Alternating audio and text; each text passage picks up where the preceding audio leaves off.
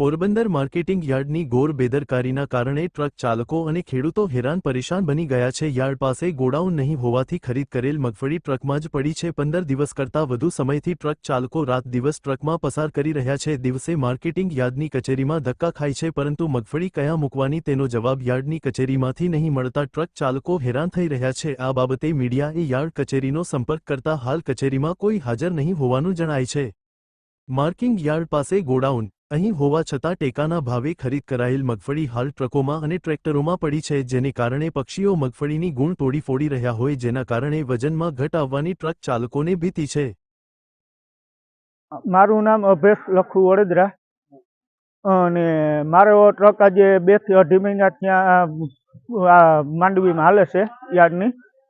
મને હજી સુધીમાં પૈસા પણ પૂરા મળ્યા નથી અને અત્યારના 8 દિવસ ત્યાં તો મારી ગાડી ભરેલી પડી છે અને એમાં એવું કહેવામાં આવે છે કે હવે અમારી આગળ ગોડાઉન નથી, જગ્યા નથી।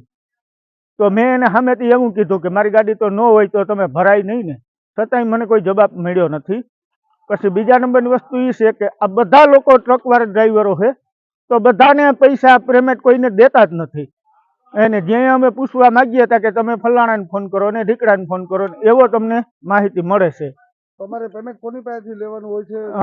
અમારે નાથાભાઈ મોઢવાડિયા આગળ છે ટ્રાન્સપોર્ટર, બરોબર। નાથાભાઈ એમ કે પોપટભાઈ નથી દેતા ને પોપટભાઈ એમ કે અમારે ઉપરથી પેમેન્ટ નથી આવ્યું, એવો તમને જવાબ નથી મળ્યો। મારું નામ હાજાભાઈ જીવાભાઈ કડસા। અમે આ ગાડી અહીં હાકીએ